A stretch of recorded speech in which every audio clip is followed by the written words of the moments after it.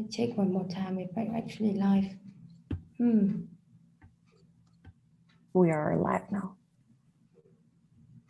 All right. It said wasting. Okay. Is it live?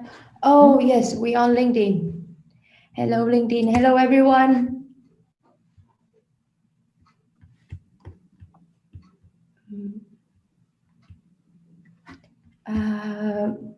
So, welcome to the event today where we discuss women in startup ecosystem in mostly in Finland and Europe. And I'm Chi. I'm head of marketing at Nordic School. And usually we call ourselves NSS for short because Nordic School is pretty long. And for those who don't know about NSS, we are a startup builder founded by experienced entrepreneur and international mentor. We help founder build better startup. And diversity is among one of our core value because we believe with diversity, with people from different background and gender, you can see things from different angle.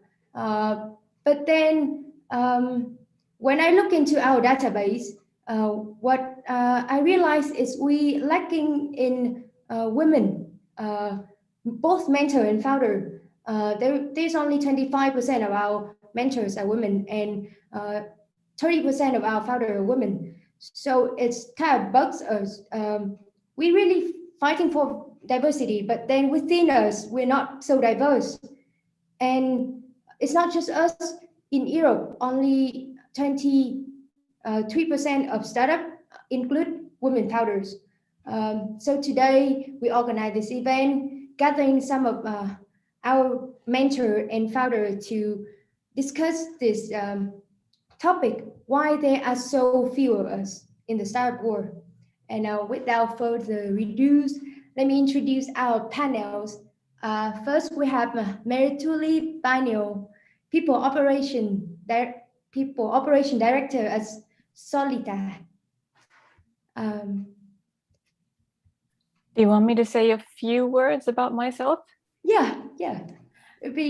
Hi, my name is Merituuli. I've been working in the tech and services industry for, I think, altogether 20 years now. And I have about 10 years of experience of leadership and operations. And I'm currently mentoring for the second year at NSS. And I'm mostly helping out with setting up operations, marketing, sales, also HR. Thank you. Next we have Hanna-Maria Ahonen. Welcome. Hi there. I'm originally a Finn, but I haven't lived there for many years. I'm based in London, and I have quite a bit of experience across film industry, media, energy industry, tech, and education. And I spend half of my time with startups and medium-sized companies and half of my time with FTSE companies, and particularly those who are looking to do collaboration, partner, or perhaps purchase a company. I've been in the game for about 20 years, and I really love what I do. So happy to be a mentor at Nordic Startup School. Yeah, happy to have you here. Next we have Joanna Rindell. Welcome, Joanna. Thank you. I'm Joanna. I work at Wunderdog. We're a software development agency, originally from Finland. We also now have an office in Berlin.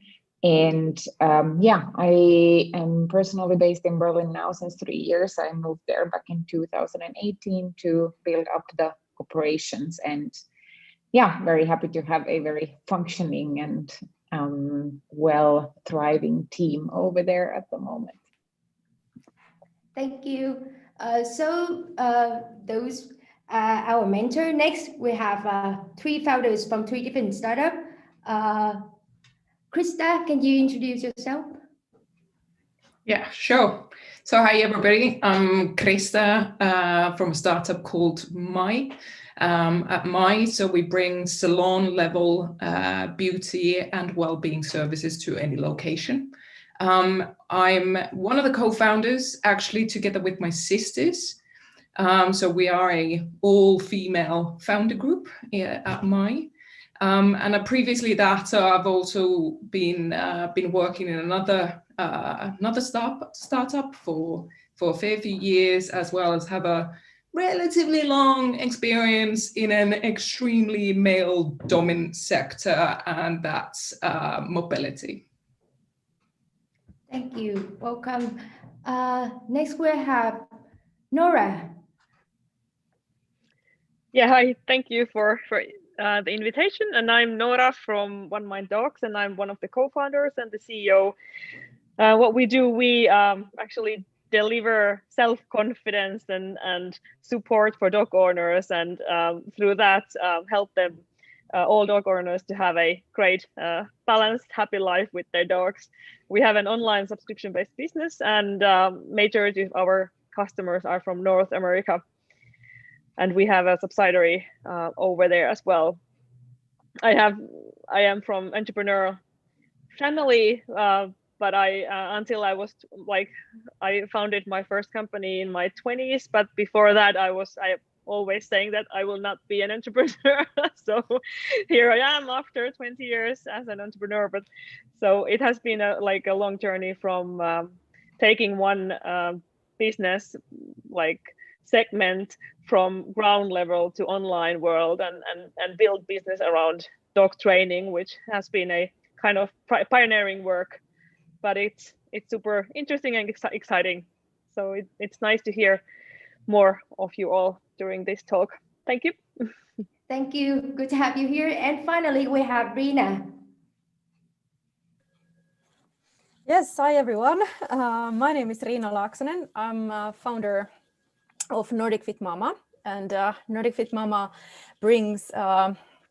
improves the quality of life of mothers. And so I'm in digital health business, and we help moms to recover safely after pregnancy and childbirth. And we mainly operate in Finland, but we have piloted in the US, in Canada, in the UK, and in Ireland. So nice to be here. Nice to have you here as well. So welcome. Thank you so much for being here. So I want to start this conversation just soft, not to dig too deep into data or research yet. So I want to ask each of you about your experience being a woman in the startup environment, and for mentor, being a woman, female mentor. Do you have any story to tell?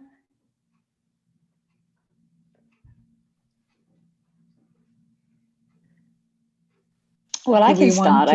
Yeah. Thank you. I can start. I get approached quite often by people who either want to explore consultancy or they want to explore startup, kind of setting their own business, and they approach me for just advice. And what I find really fascinating is that I get far more male men to approach and say, hey, I have this question. They really don't have a problem asking a question from somebody they don't even know. And so my key message to every female joining us today is that there is 7 questions that I get from men versus the one female founder that will come and ask a question. So we just don't ask questions enough. So we should just feel proud and happy and just approach anyone. That's my own personal experience. So.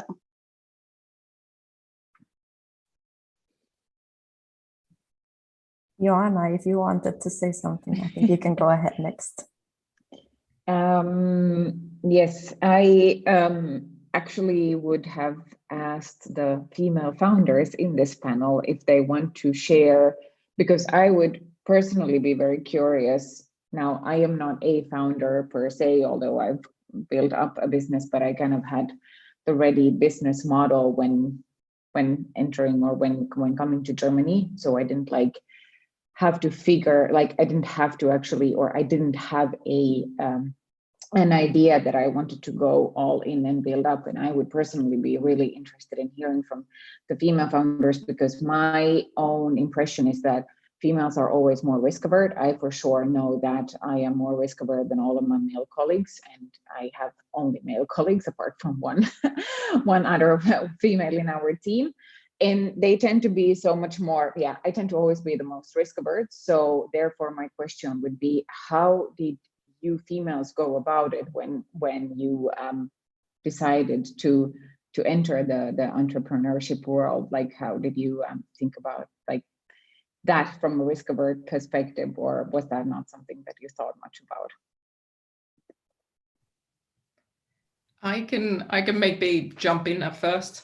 So I think my experience is being first as an employee in a startup for a few years, and now also having founded a company. So we're very early stage still. So we're looking at the example and the path that, for example, Riina and Noora have brilliantly made, and hoping to follow that quite soon. Also, hopefully closing our first funding round quite soon. But I think that overall, being in the startup environment, and I mean, it's extremely welcoming in many different ways. But then at the same time, it's, especially as a woman, I think that it's blatantly obvious that you are in the minority. And I think that certainly, again, from the experiences of so we are a startup that is in the beauty and the well-being sector. And so when we are constantly meeting, for example, potential investors who are 95% men, it's not that we have been experiencing any kind of, for example, blatant misogyny or anything like that. But then at the same time, it's obviously that whole thing that you have an extra hurdle to get over, because you're trying to explain that how an industry like ours is also predominantly women. And also quite often the men on the other side of the table, they're not the most accustomed to these particular services. And I think that quite often they also have their misconceptions about, for example, beauty services. They might think that they're just vanity services, and they might not have, really realized like how big of an industry we were talking about. And for example, that what sorts of issues, what sorts of problems the customers have, but also what sorts of major conflicts or major challenges and obstacles the women that are working in this industry have. And so I do take it that, it's also on us to constantly keep on improving on making our points and explaining what our business is about and why it is such a freaking amazing opportunity for them. But it does make that extra step, quite a few extra steps that you actually have to take. And I think that it is a question about having more diversity, and that means that we need to have more women around the table. Yeah, maybe I can continue because I can relate to that really well. We are in business of women healthcare, in maternity healthcare, and just yesterday, one mentor dude asked me that if there really is a business, that what is the problem really? And I'm sure that I don't have to explain to you that women need help in postpartum recovery. So that was an amazing question. But anyways, and when I finalized my first investment round, I think there was 0 female investors that I talked with. So it was 100% of men. So the fact is always there. And also the word why comes into my mind when I'm, for example, pitching for a full of male founders, for a room full of male founders, being the only woman there. But yeah, in cases like that, I would like to think that I rather benefit from the fact that I'm different.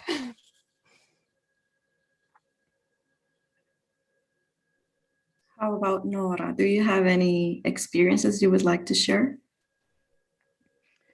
Yeah, well, my only like experiences have been maybe related more of the like the business sector that I'm with. So so it has been rather that. So 20 years ago when I founded my first business and was renting big facilities for them, the big owners were really surprised, like, what are you doing with, like, is this really a business? But it's more of the business side. So but I have been grown up in a family with a really strong like equality kind of. We have never spoken about the gender, so kind of like I have been learning this this challenge now during my startup career, as especially in the United States. So that's where I have learned more about these obstacles and that sort of thing. So just like a quick note for Finnish females. So I think they are really powerful. For example, our family business already 1905, the founder lady was my father's grandmother as a single lady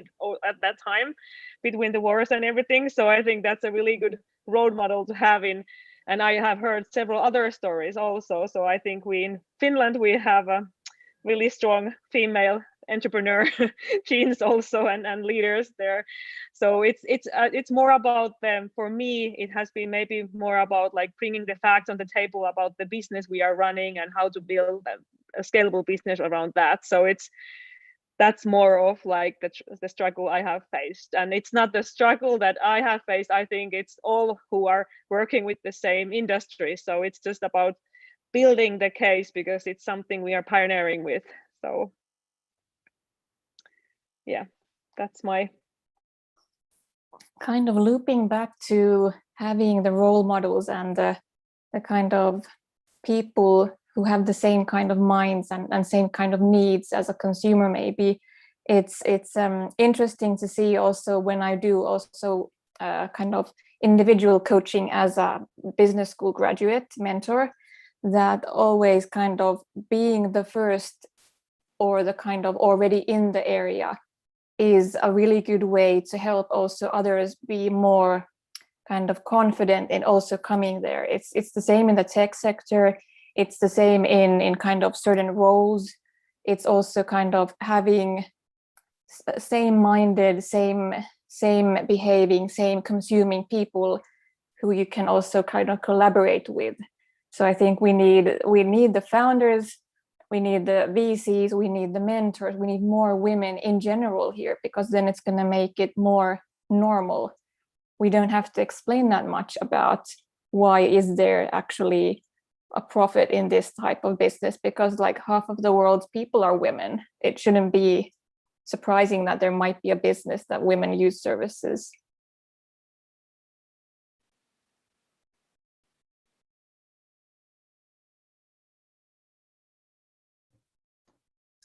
Chi, you're muted. Yeah, sorry. So let's jump into some research that we found, because so the starting point of this conversation of the event, the idea for the event is first that I found out that we don't have enough women in Nordic sub school, and then Sophia came across this study by I think a Finnish born VC about gender role in VC funding, and Sophia will present the study now, some of the key findings in the study, and let's see, yeah, if we have any opinion about that. All right, everyone. To start with, I'm gonna present myself because I haven't done so. I'm Sofia Ramos. I've started working with NSS recently. I am the Operations and Communications Coordinator. And yeah, well, basically what she just said, I am going to share my screen now and I will show you what we found.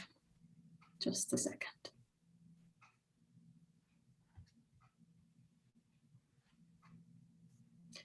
Okay, can anybody confirm if you can see my screen properly? We can see it, thank you. Perfect. Okay, so the study wanted to understand a little bit better how the gender plays a role in raising funding. And the study has a data set with over 20,000 startup teams. They categorize these teams into only men, mixed teams, and then only women. And as we can see, the numbers are quite shocking. The male-only teams make a little bit under 80% of the whole data set. And when you compare to the mixed teams and the women-only teams, you can see that the difference is quite big. When we see at the venture capital funding, it's actually quite interesting to see that the mixed teams are performing the best when it comes to fundraising, and the 56% of the teams from the dataset managed to raise funding. Whereas you compare to only men or only women, only men managed, 43% of the only men teams managed to raise venture capital funding, and only 30% of women. So the women teams only are the teams that are not performing that well when it comes down to fundraising. And when we look at the early stage, we can see that only 11% of the female teams were granted venture capital. And to me, when I read this, it was quite shocking, because I think it's quite obvious to everyone that there's less female-only teams, but I didn't think that when it comes down to fundraising, it was actually this kind of difference between women-only and men-only teams. And the findings of the study were four. The first one is that, of course, female-only teams are fewer than male-only or even mixed teams. And not only that, but it's less likely that they manage to raise venture capital. And out of these 20,000 teams, only 6% are female only. And out of that 6%, only 2 managed to raise Series A venture capital. Then the second finding that we have is that for most industries, the mixed gender teams perform better when it comes down to raising venture capital. And this gender diversity helps them in the eyes of investors. The third factor is that the ability to raise venture capital, there's many variables playing in there, but the gender is the one that plays the bigger role. And lastly, the fourth finding is that not only it's difficult to start a female-only company, but being a female founder reduces your chance to raise venture capital by 17%. And that would be it for me.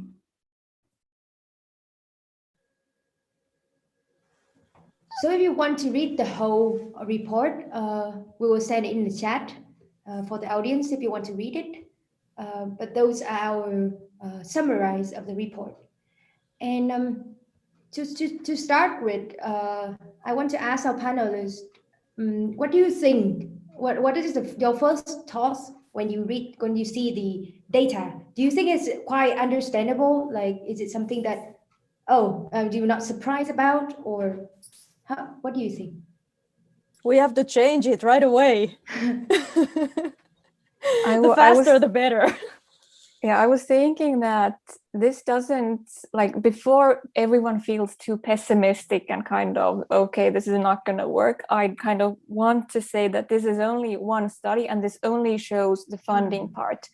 It's good to look at the whole picture. How profitable are the companies when they receive funding? Because Joanna actually found a good article that actually shows, it was a US-based article. If she have that link, we could also post it here.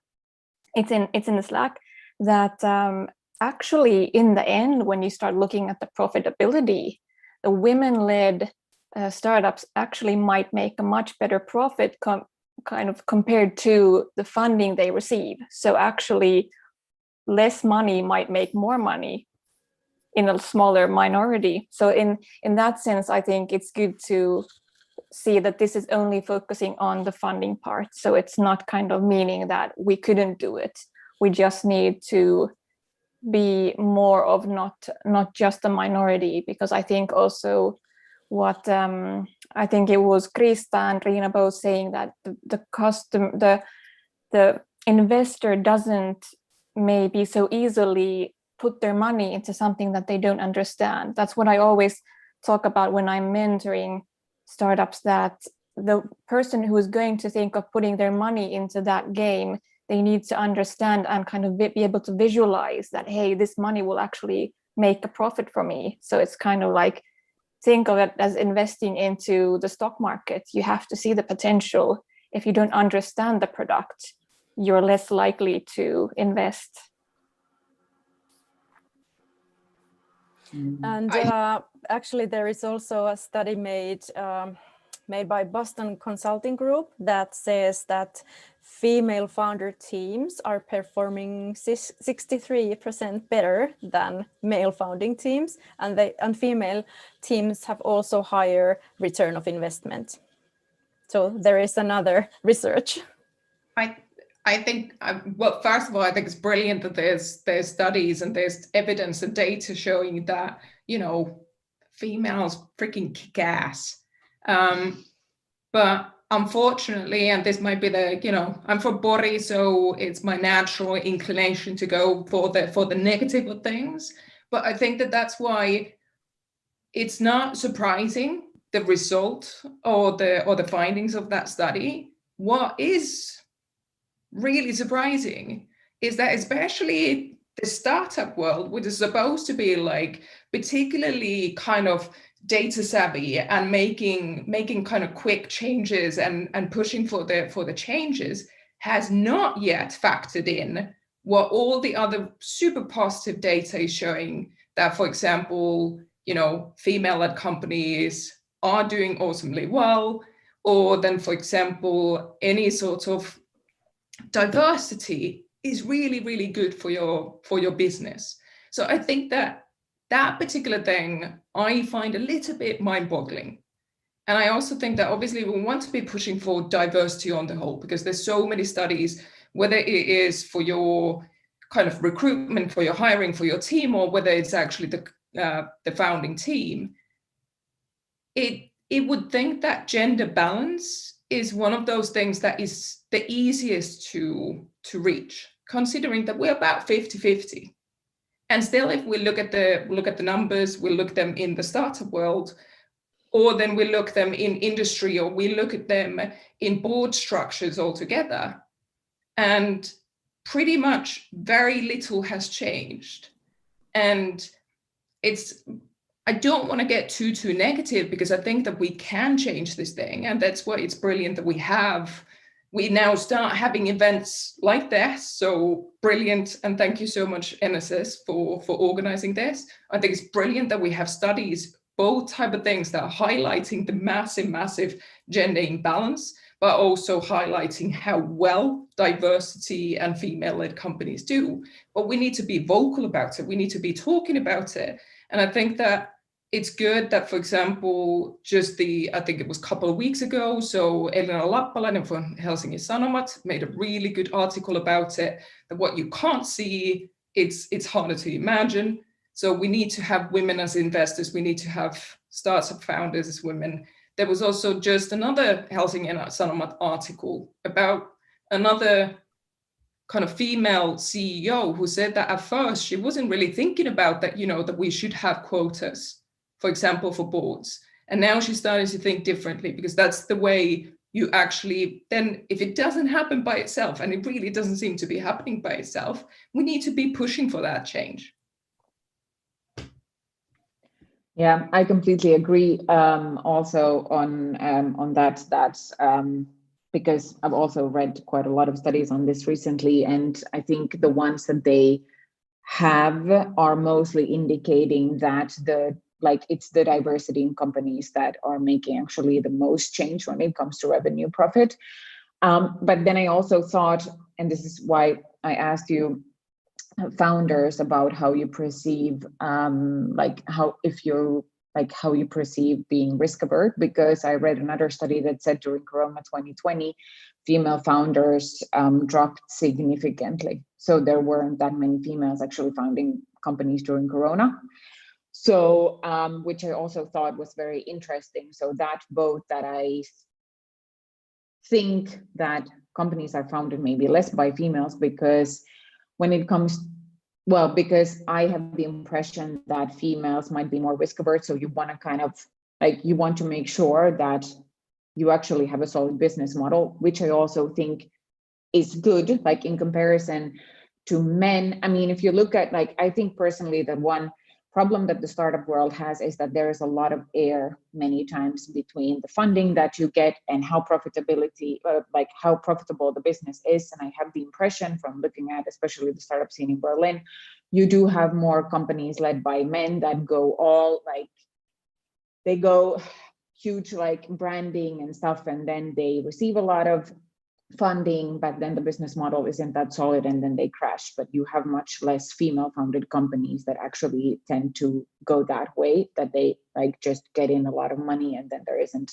anything really stable to actually build something with that on. So yeah, happy to also hear your opinion on that, if you guys think that females tend to also be more risk averse in that sense, that you want to know that your business can succeed by itself, so to say. And then I also wanted to say something about that going for the funding. I mean, many times also something that I thought about in this study was that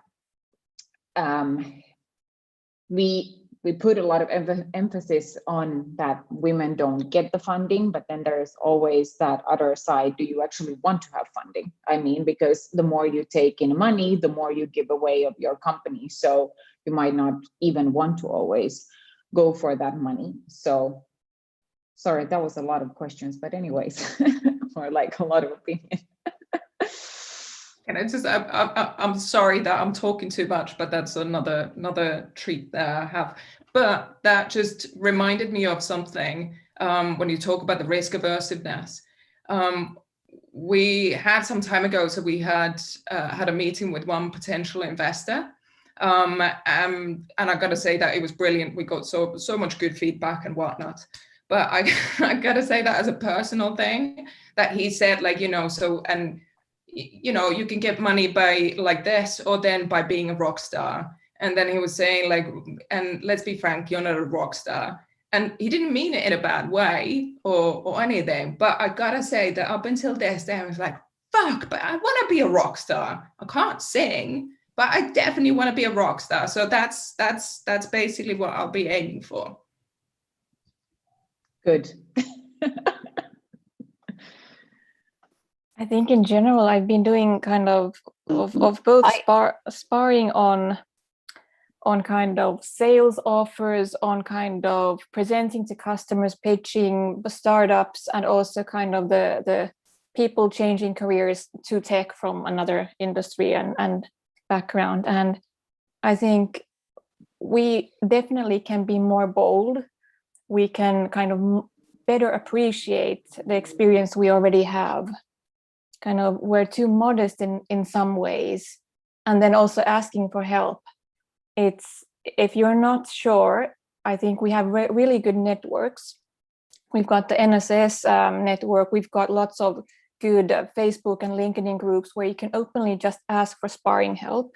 And I think most people genuinely just want to help, give you a name, give you a few comments, help you on the way. That's kind of human nature. So kind of trust maybe more in the willingness of others to help you forward.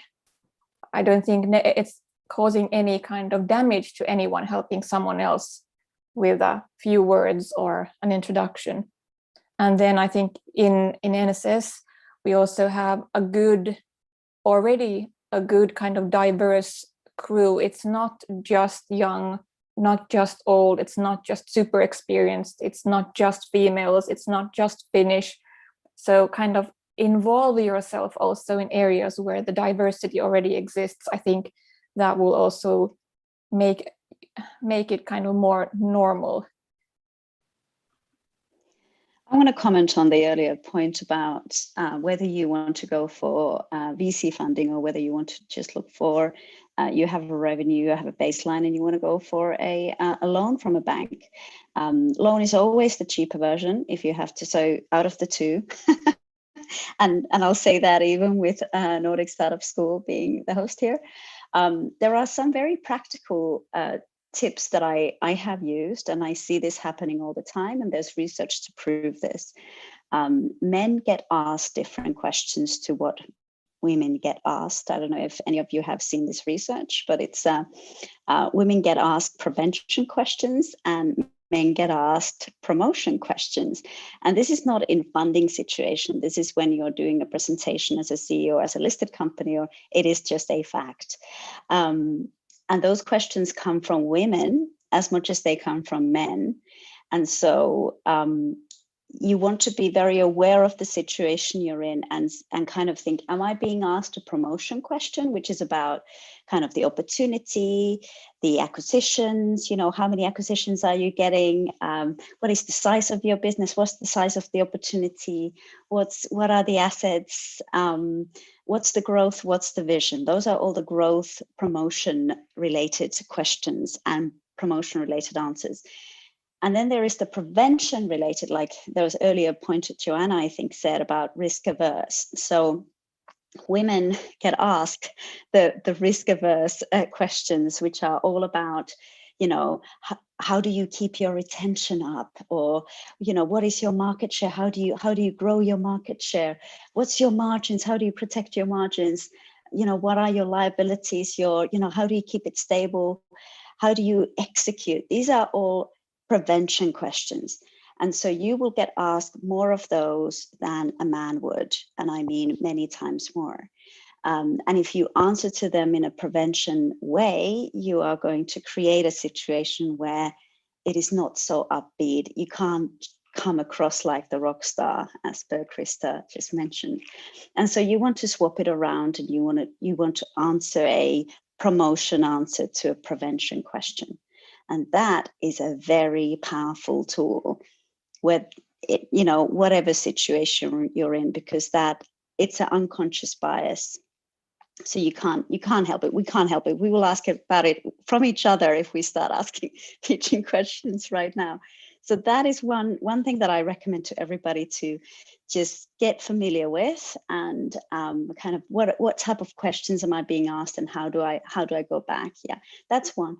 And then the second one is, if you're a female founder and you are serving an industry that is female dominated, you are more likely to get more funding than if you're a female founder going after a sector that is male dominated. This is again very proven. And so there again, it's just a fact, unfortunately, at the moment. And when it comes to investors that are more sophisticated tend to catch themselves with that bias. Those that aren't that capable will not be able to. Again, this is whether it's female or male. So this is just, we're talking about unconscious bias. So if you're thinking of your funding round or whatever, then you want to go for those less capable ones for your warm-ups. And then for your real funding round, you want to go for the capable ones. Now, the difficult question comes, who's the capable and who's the incapable one? You know, go and see them all, sure. But if you want to be strategic about it, then you want to do the warm-ups with those who you think are less capable, and kind of see it. There's going to be a lot of unconscious bias coming in. They haven't really learned their ropes. And the bit about Nordic Startup School is that we have a lot of people from very different backgrounds. There's some of us from the US, like Germany. I haven't been to Finland for years. Love to come now that your borders are open. So we come from all places. So you want to go for that diversity. And so those are two key practical tips that I give, that I see working time and time again, particularly kind of getting from that seed round to bigger rounds to when we talk about millions and double digits. I think that was brilliant. I think it was so brilliantly put, so thank you. And I think that indeed it's a lot of the stuff is this just unconscious bias. We all have, on some levels, we have that bias. But I think a lot of times, for example, I've come across that a lot of for example, if it is, especially the industries where I've worked, that I am the only woman in the room. And it's only like when you actually say it out loud that the men start kind of figuring it out, or they realize it themselves, because obviously it's not something that they've made conscious decisions to get to. And that's why I think that we also need to be talking about this quite openly, so that we can just, kind of raise more light to it and start that more and more, or more of us start kind of actively thinking about those unconscious biases that we have. And I think that that's why, for example, that indeed the diversity and equity and equality isn't just about, for example, gender, but certainly it's, like I said, it should be one of the easiest ones, just by sheer data and sheer numbers. And still, so we need to get step by step, we need to get a bit further with this. And I gotta say that NSS, so we're also an alumni, and I think that NSS has done a brilliant job. For example, during our patch, you guys were raising it. I think that Tommy himself was raising it straight away, like, okay, we recognize there weren't that many female mentors and stuff, and I think that that's just brilliant, the work that you guys are doing. Yeah, talking about like a female mentor, I want to say that we are looking for a female mentor. So if you we don't need you to be like really good or like superstar, but because we believe everybody have something to share and everybody have something to learn from each other. So we appreciate all the experience and all point of view. So if you interested in joining us, working with a startup, please apply. And my friend Sophia will put a link in the chat. And also, this conversation is not just us talking. We want to talk to you as well as our attendee. So if you have any question or any topic for our panel to discuss, please put it in the chat or the Q&A. Actually, the Q&A will be easier. Yeah, type it in the Q&A. Thank you. Gee, I'm just wondering, Noora, did you want to add on something? Yeah, because I have been thinking about these topics ever since I was invited to this panel, which is really interesting.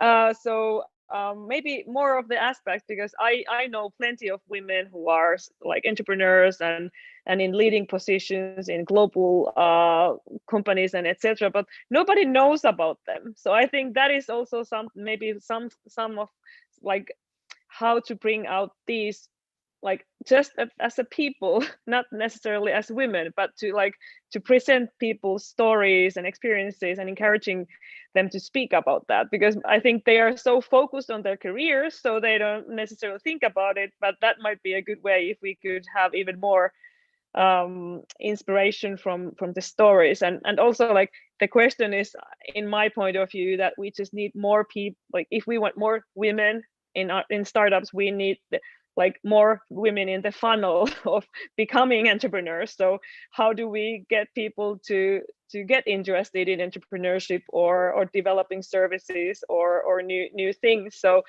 it's not only about like accusing the situation as it is now, but how to change the beginning of the funnel kind of.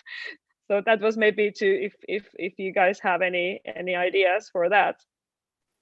I think we had a short discussion yesterday on where does this all kind of start, and we talked about how the kind of your parents, the school environment, kind of where you study, what you study, media, kind of influencers, all of those can kind of have an impact on how you get the confidence in certain areas, how you're kind of guided towards something, what kind of activities, what kind of hobbies you have, what is your major.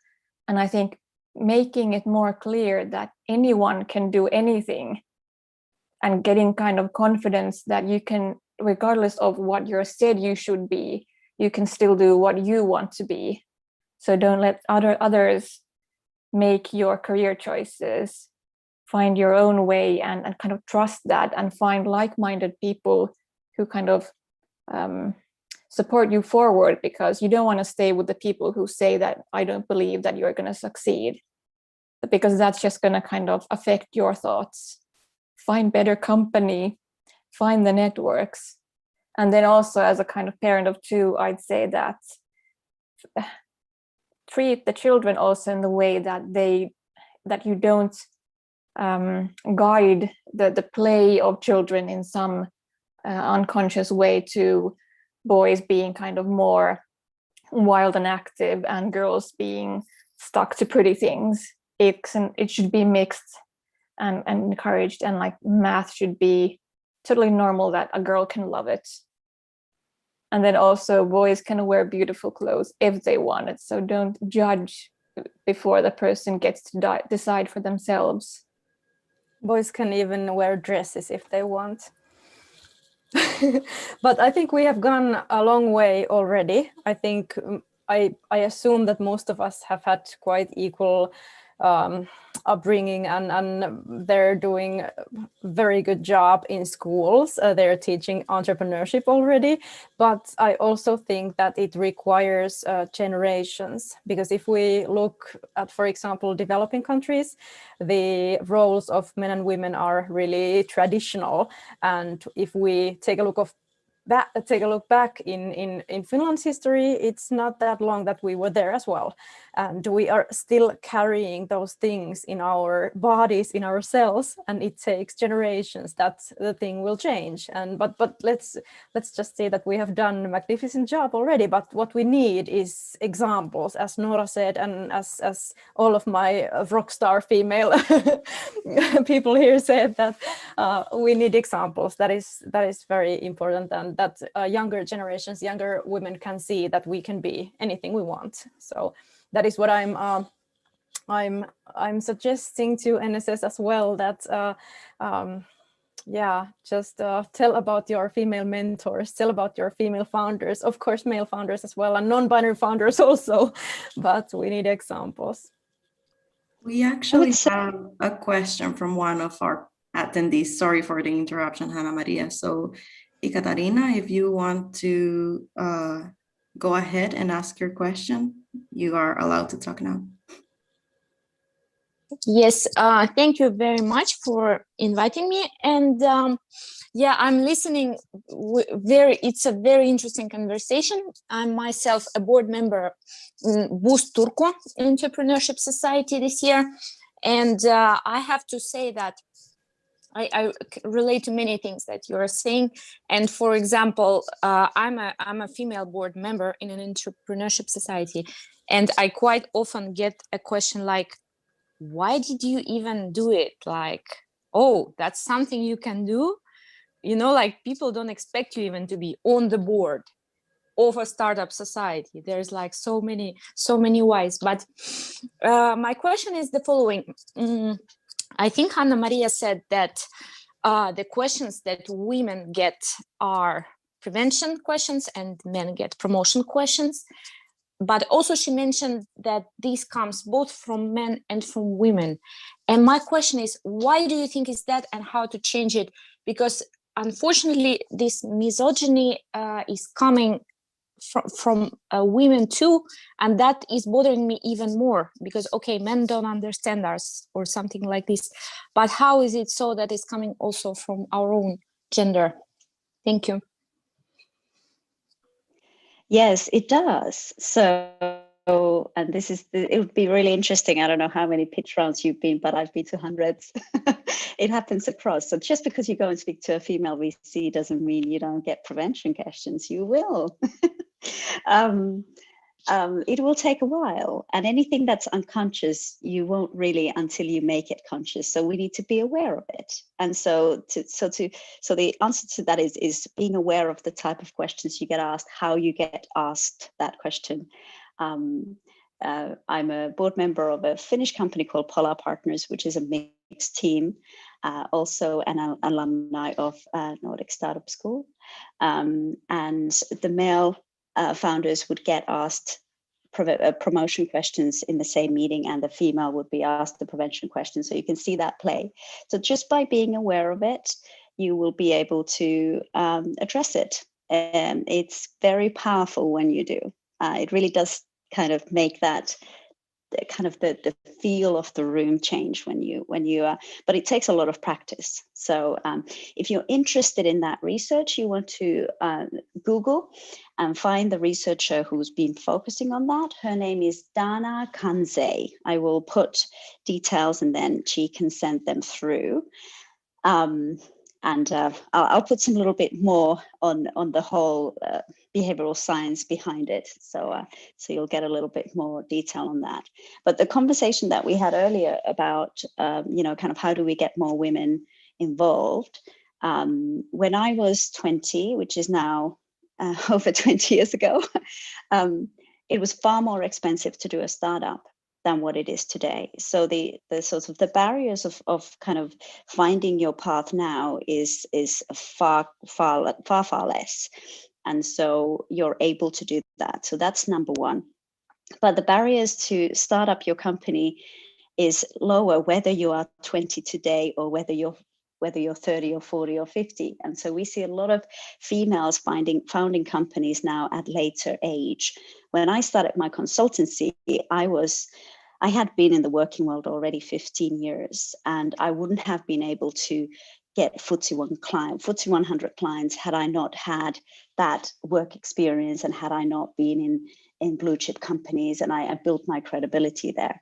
So you can start that entrepreneurship journey first in-house. So you're working, like I think Krista said, she's worked for another startup first, but you can also do that in large organizations where you kind of like, I'm going to get some skill sets on my armory. And then I'm going to make sure that I see people so that I don't have a completely closed environment, so that I can build my network. So even if you have an internal role, make sure that you network the heck out of your year. And then the other wonderful thing is you can join Facebook, Instagram, a lot of entrepreneurship groups where you will be able to meet people. And like I think it was Riina who said, this is a very friendly place. We will help each other. So whether you're younger or older, the trajectory is so much better now than what it was just only a few years ago. Noora, did you want to say something? I saw you raising your hand. Wait, yeah, actually, that also reminded me of another thing. Also, like in general, entrepreneurship has been like, that was the reason I never wanted to be an entrepreneur, because I have seen it the whole my life, how stressful it is and how much unappreciated it was. But in like last 10 years, the whole like culture for entrepreneurship has changed a lot, not only for females, but for in general. So it's totally different. Well, even like 10 years ago at Turku School of Economics, I was really struggling with the fact that I was having my own company. So they hated that fact, and that's why it took some while to me to graduate eventually. So it was not encouraging to entrepreneurship career at all at that time. But when it comes to this female, like only gender experience I actually have is because yesterday I told that I don't have any, but I actually have one interesting that just now I realized that I have it, because like 6 years ago I was in one investor event, and there was one female who I wanted to go talk to with. And then what she was like, she didn't even was like interested at all in my company, my business, but she was saying when she heard what is it about, like then she was just encouraging me to get together some other company, and not encouraging me to build my own company when we were already in the United States and having customers and revenue. So that was female, but I didn't even realize that like until now that we were talking about this topic. But it is maybe a little bit of like women are maybe the biggest how do you say, they are not always the supporters for other women. That's something I have maybe. So I have lots of mentors, and and most of them are men, but I have also female. So I think what was said before, like, you just don't think about anything else but developing your own skills and contacting those people that you want to contact, and everybody's willing to help nowadays. So I have been built in that kind of culture that everyone wants to help if you just want to learn. So you have to be open for learning. So if I'm mentoring someone, I already say in the first call that I would love to mentor you also next time, but it's just you just need to be willing to actually be able to learn and willing to learn. So it's worth it if you are taking and doing something with that information. Yeah, now we have a question for Riina from Ikatarina. She wants to know if women without kids understand your business value as well as women with kids. Oh yeah, thanks for the question. Yes, women without kids understand my business very well, and I have now 6 people in my team, and the longest one has been there for more than 3 years, and we have been really close, and we actually started doing Nordic Fit Mama, just the 2 of us. I'm a solo founder, and this is my second company, and I really struggled after having to close my fitness studio in the end of 2018.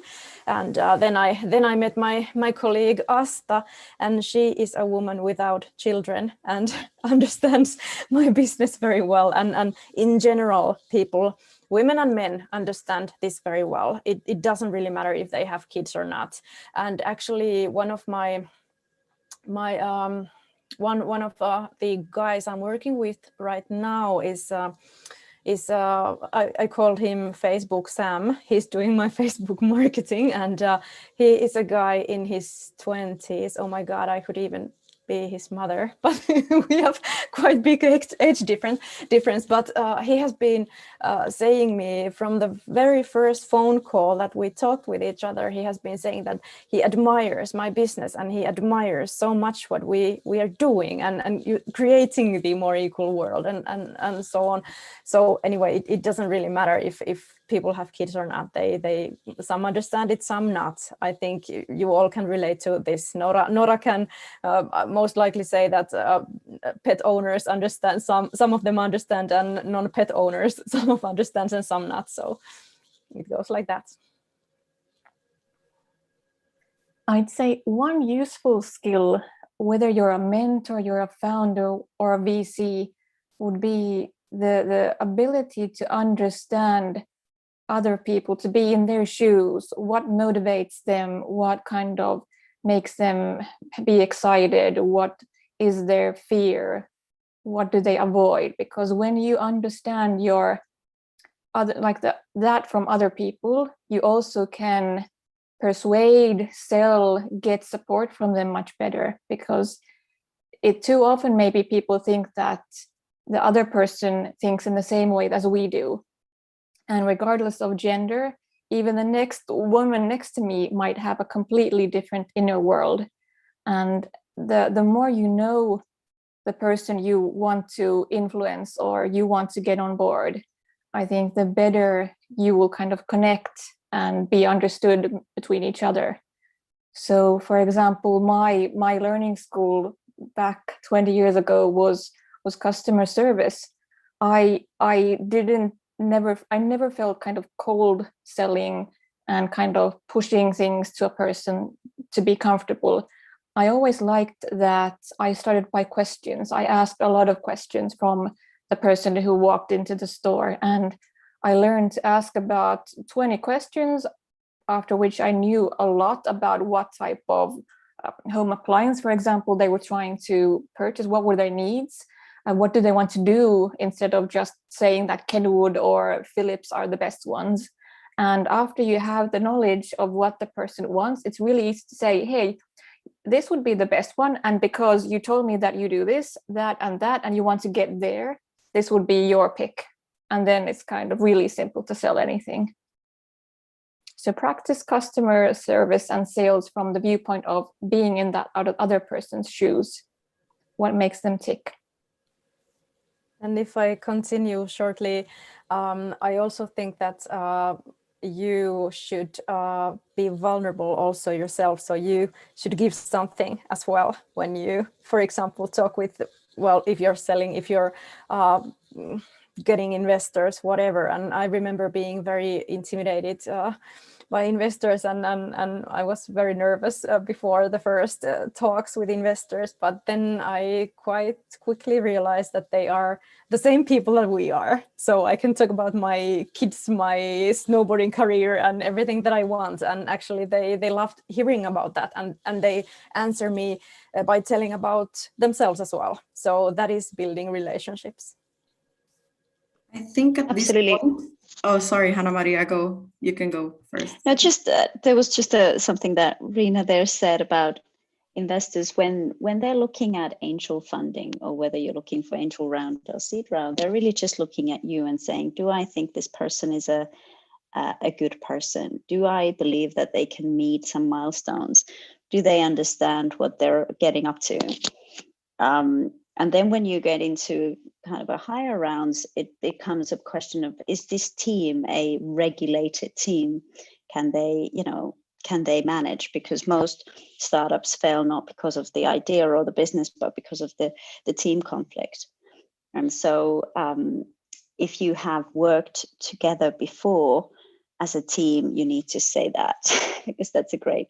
So it's all about getting to know the investor and getting to know you first and foremost. They would have seen your pack before they come and meet you. So if they've decided to meet you, it's first and foremost about getting to know you.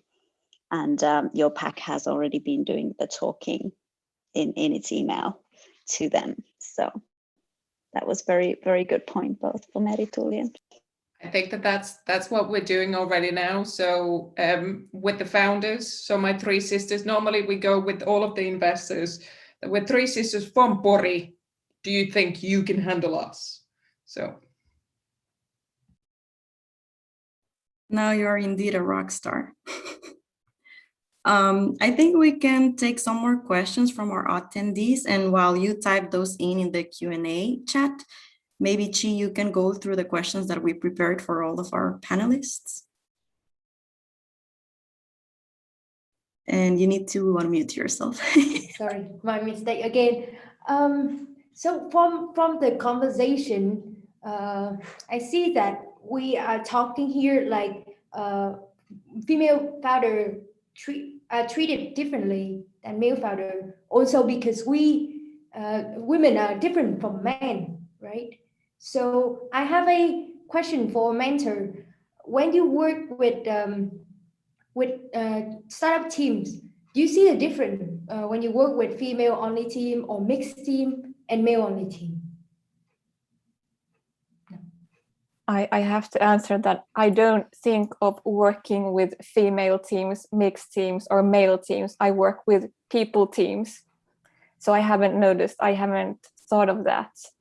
And I have been lucky to work with mixed and female and only male teams. So I have learned a lot, and I think it's more about the people, like Hanna-Maria said. It's more about, do they have a good thing going on? Are they enthusiastic? Do they know their kind of daily ways of working? Do they want to develop and want to learn? And that's a bigger kind of value to me than what the gender of the person is. Second, Merituuli. There's just people. Yeah, I also second that. But I could add that I think the thing that I have at least experienced with mixed teams is that many times then I try to also encourage the female in the team, especially to reach, because the mixed teams that I have been working with have been so that the majority are men, and then there might be like only one woman or so, and then I try to many times also encourage the woman to get into these like female networks and such, just so that the whole team in a way can really leverage everything that's out there. Yeah. So like we see the data, or even the reality is that there are less women starting startup.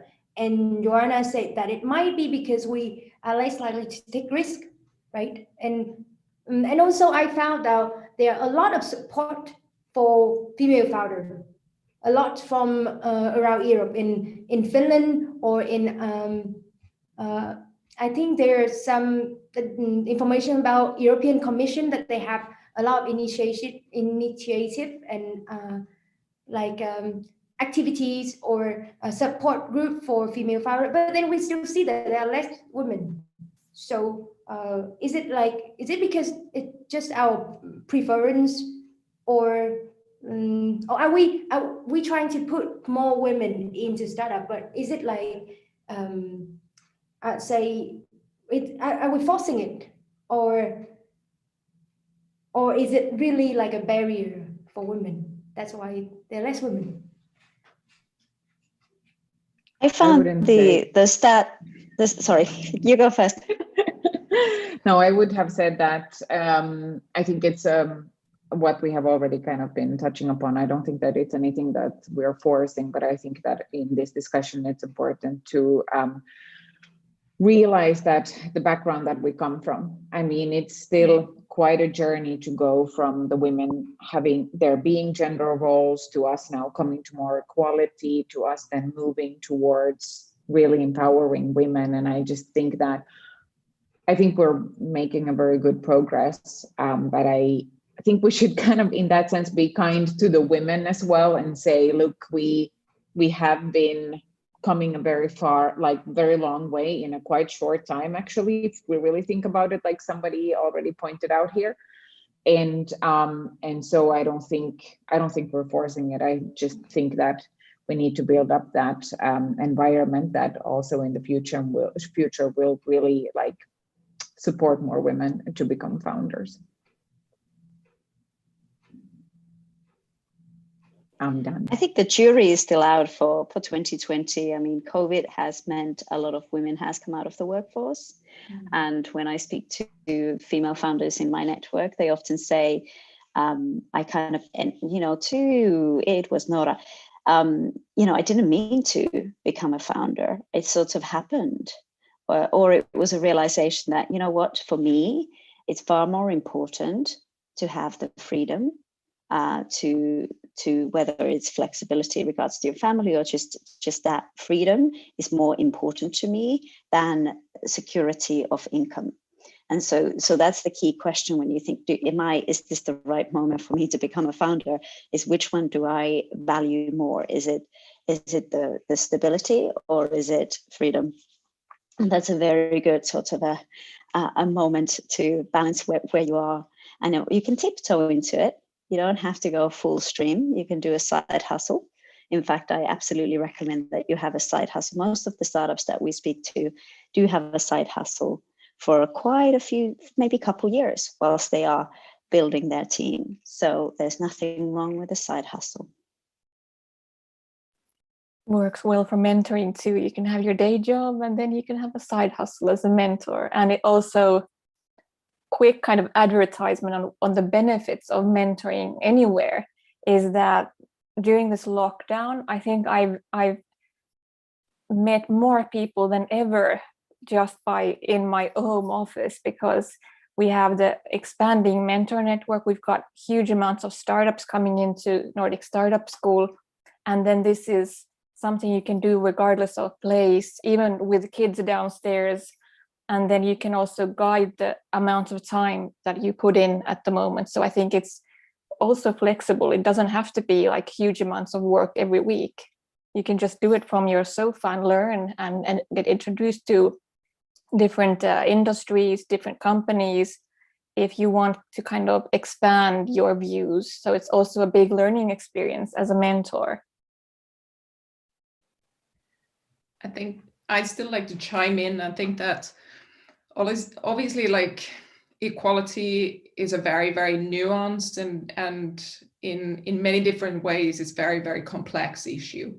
I mean, you have all the different structures of the society, for example, that do or have women had the flexibility couple of decades ago, that they could also become as easily, or be, for example, financially, like Hanna-Maria was saying, that financially, that have women been less likely to be in a position that economically they can take that sort of risk. Then at the same time, I think that, for example, there's plenty examples there, and I gotta raise the hat for my own co-founder, so my little sister Linda, who has been a successful entrepreneur from the age of 18 as a hairdresser, and then building it from there. And now we have this startup together. So you have these different, inspirations around you. But then whilst at the same time, just actually today, I had on Instagram a advert popped up for another accelerator. And there was a photo that was saying that, join, pitch in, and try and get into this accelerator. And there was a row of men. And it's just that sort of stuff that I think that we need to, recognize that it does have an impact. It might not have an impact, for example, on me, because I have, the way I've been raised and I've been supported, and I'm in this with my sisters, for example. But overall, in the bigger picture, I do think that sort of things do matter. And then at the same time, it's the same type of thing that I wonder why we don't actually actively think about these things more. For example, from the accelerator perspective, think like, hey, if we'd have a bit more diverse row of people here, maybe we'll also get more diverse people applying for accelerator. So I think it's that sort of stuff that we just kind of, again, need to be chopping away that particular kind of unconscious bias that we have and make it visible. I actually had a question for all of you, and is, have you ever felt that your gender hindered or advanced your career in any way?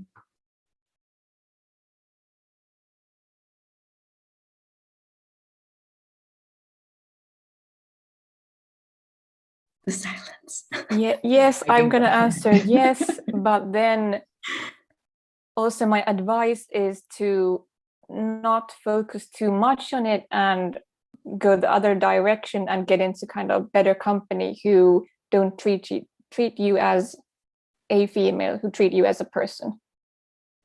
So that's also kind of, if there's someone who's kind of stuck to the thought that a woman can't do something, you can also try and kind of be more noisy and be more kind of bring it up more, but then also kind of in some way don't spend your energy getting sad about that fact. Kind of leave that person's opinions somewhere there among them and kind of focus on better things, and just don't let it affect you, your confidence.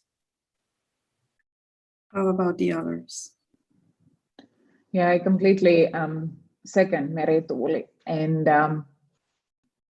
yeah, and I think it's really, unfortunately, or I don't know if unfortunately is the right word, but I think that also as a woman, when we think then about how we educate people, because let's face it, I think that we as women are all in many times we find ourselves in that situation where we feel like, okay, this could have been, I could have been better treated, or maybe this was now something where we realize that this other person might not really have understood that there was a gender bias from their side and such.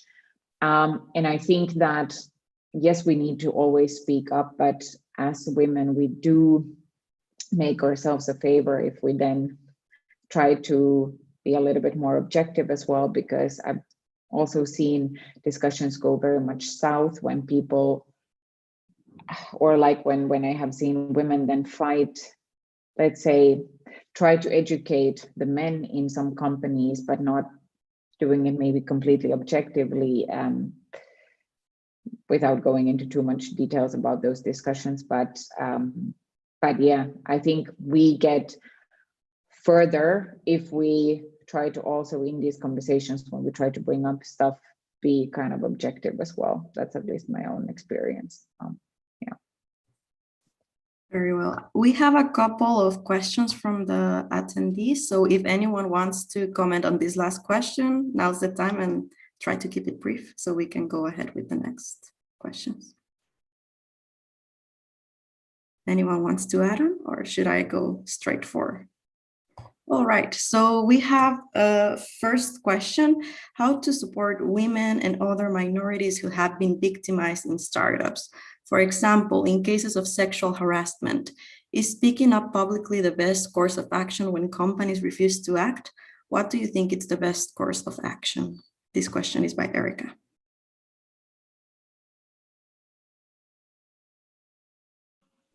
So I would say, I mean, I've been in this game for a long time, so I've had plenty of situations that have been a bit hairy. I've had some great male sponsors that have literally kind of helped me through some difficult team members or conversations. So I think it is about recognizing that something's happening and you take agency, and you, because it can only happen if people are sitting by and letting it happen, and you can pick up those little tones. So, you know, you nip it in the bud right at the beginning as soon as you see something's not quite right. And that goes, you know, whether it's to do with ethnicity or whether it's to do with your gender. So it's about just having the confidence to kind of nip it in. I'm sure you didn't mean that. You know, sometimes people say things which they don't quite realize that is quite hurtful, and then you want to take the best of them and then kind of say, I think what you meant was X. So I think it's important to just kind of take that agency, because unless we take it, we are allowing it to happen. So, and it takes a little bit of bravery, but you feel so good afterwards. Yeah, I'd say the same. It's good to say it out aloud that was not acceptable, and I do not want this to continue. And then also it might be a misunderstanding where it's good to kind of word out that, hey, your comment did not make me feel good. It was undermining me. You can do it in nice ways also, kind of. You don't have to do it immediately by calling the police. You can also kind of bring it up in a grown-up way, and that's the way I'd start. Of course, if it's some kind of really severe situation, there are laws in most countries, that kind of laws, and then authorities who can also come and help if it's a really, really bad case. But I'd start with talking and setting boundaries and saying that it's not acceptable. I would also say that there has to be zero tolerance. Absolutely. And I think that it should be the responsibility of the whole work community or whatever community that you have around, whether it's at the workplace, in the startup or whatnot. There has to be zero tolerance. But I also think that, you know, there are in certain cases quite often that, you know, we might be also too soft about it. And then the victim is also always the victim. So, you know, always side with the victim. And then also whether the harassment is something that you, for example, yourself would feel that it's gone way too far or not. Harassment is always an absolute no-go, and you have to see that for the victim, it might actually be very, very traumatic. So even though I personally think that my first tendency would be to be going vocal about it, but you have to also take into consideration how the victim really kind of experiences the situation, how they want to go forward with it, but then also take into the consideration that there has to be zero tolerance. We have another question by Gabriela. She says that she has a concept for a tech startup that it's aimed at women, but she gets Often the requests do not only target women, but also men. She's often told to not put much emphasis on the women, otherwise she will intimidate male investors, and she feels very uncomfortable then. How can she go about this? The first thing that I would ask is, what is the opportunity that the person who's giving you feedback and saying, hey, I think there's an opportunity here for men too, then kind of get curious and say, okay, how do you see that? You know, so go with that feedback, whoever gives you that feedback, and kind of go, why is that? So you can kind of get their rationale. And then that can be your sort of your scale up story. So you start with women and then you scale up.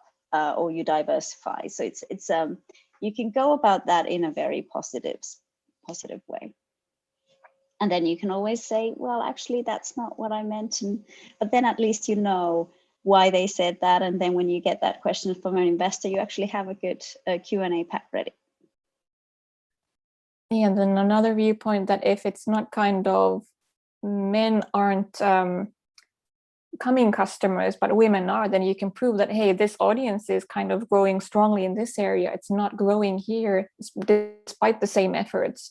So it's kind of maybe phase one is actually good to just focus on the most kind of interested customers first and launch it there. So also kind of who's buying it matters.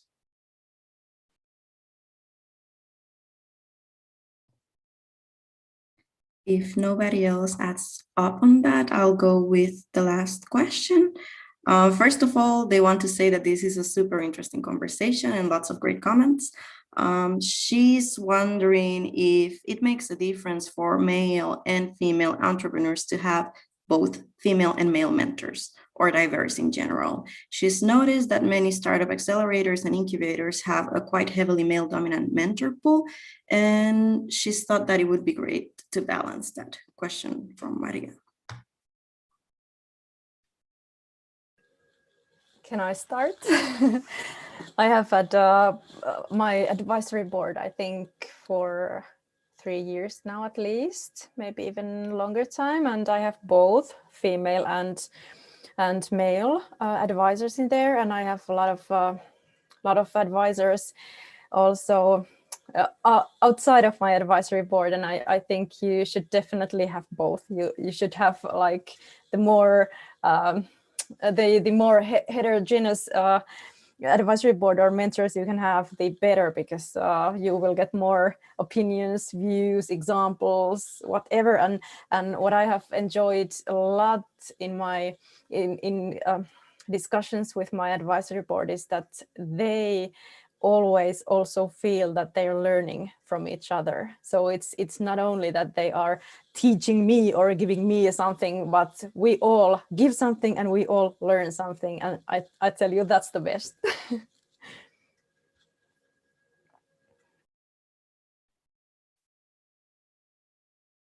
Anybody else would like to comment? Just a usual thought that I might spend thinking when thinking of what to do. If there would be kind of 5 of me, would I actually get great ideas or not? Kind of the more difference and diversity you have around you, the better the juggling of ideas is. It also kind of, when you think you have a great idea, you usually think it from your own viewpoint, and then the rest of the world might see it in completely different light. So I think like no one never benefited of having exactly same-minded people around them. I think the best value is in having different thoughts, different viewpoints, different kind of ways of approaching things, and risks, for example, also, and then the profit side. So be diverse, don't be yourself only. Also in recruiting, and then kind of building the team, and like said, the investor advisor side, it's good to have many. Definitely. Something that another of our attendees said is just diversity in general, not only about gender, but age, ethnical background, nationality, disability, all of these things that are very important. Noora, would you like to comment? Yeah, like in addition to that important fact, I would also like when looking for mentors, and so I think it's also good point of thinking and like really openly and like genuinely looking into your strengths and weaknesses and what you really want to learn.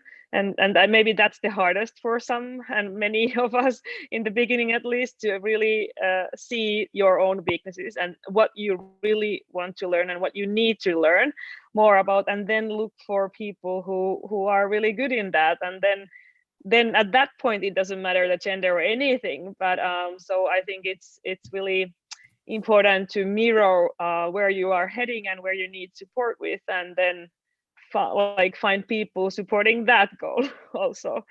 And of course diversity gives a lot of new perspectives, but not forgetting that where you actually need support and help with.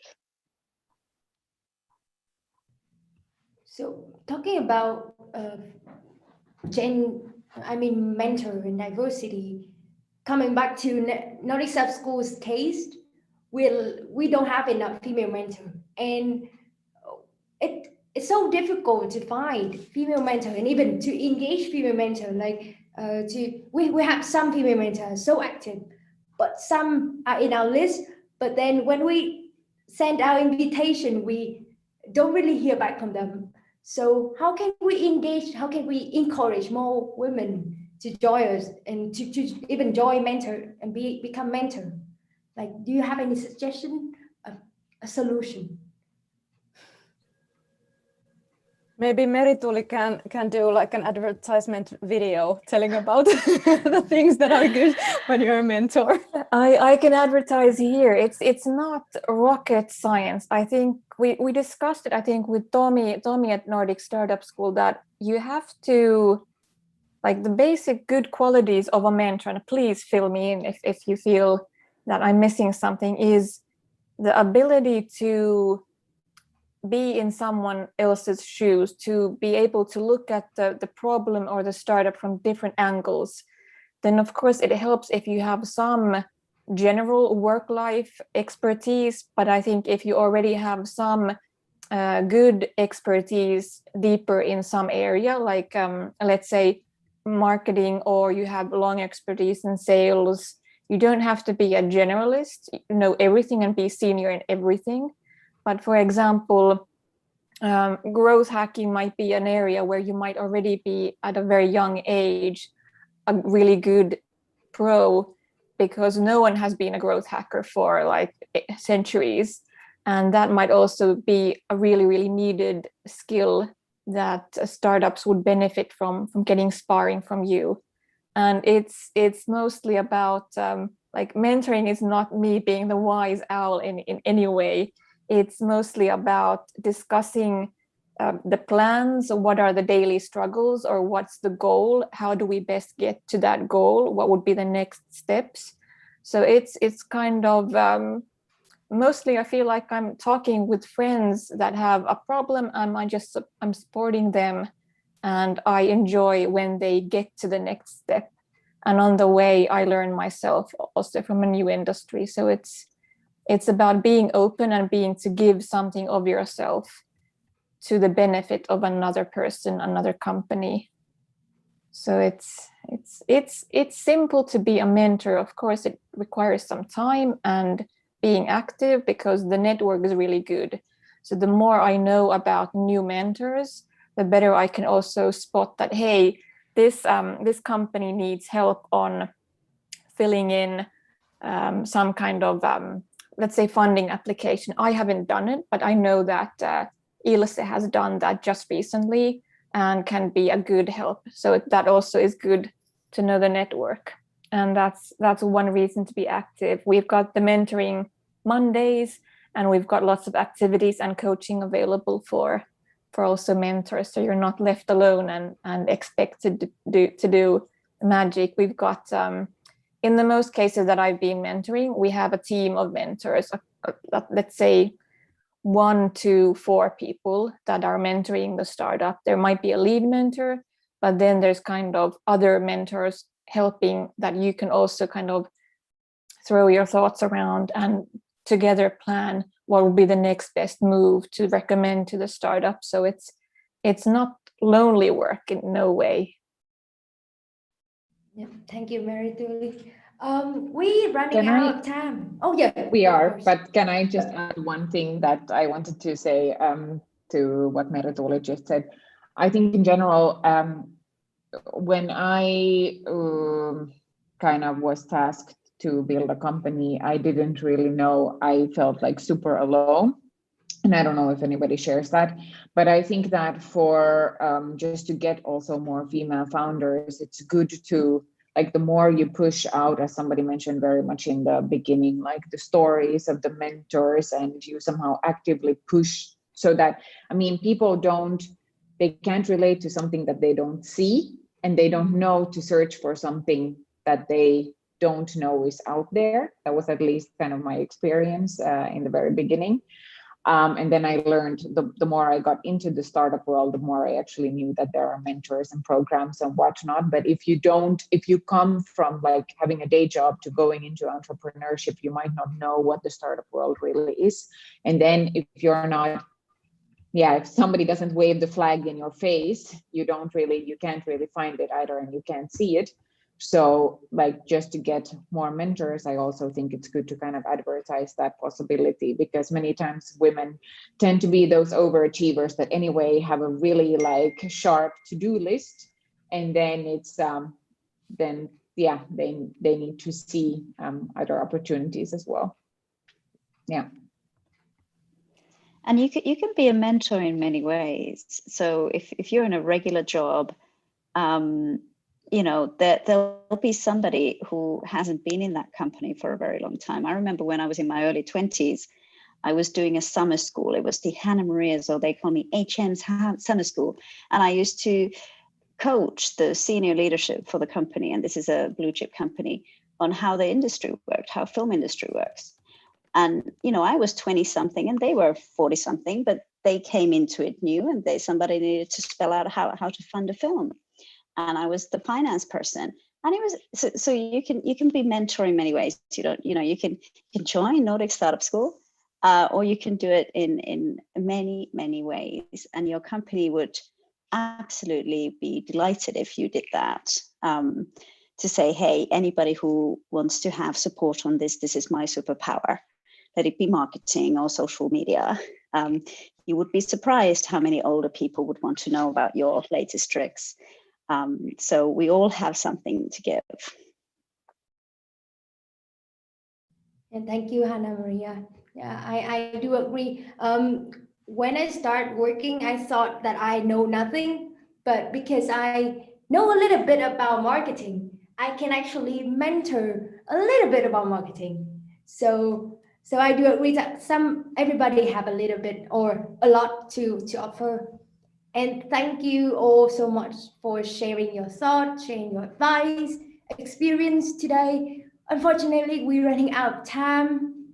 And for the attendees, you heard that you can be a mentor too. So if you're interested in startup, or even not interested in startup, but like want to I'm part of our community. Yeah, exactly. Yeah. Practice your skill is also a good way to join us. And we have the mentor form in the chat.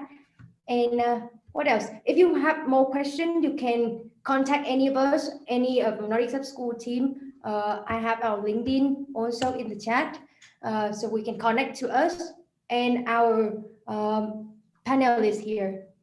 So I unfortunately have to wrap the show, and thank you so much, and see you next time maybe. Thank you, everyone. This was awesome. It was great talking with you. Thank you, everyone. Have a nice evening.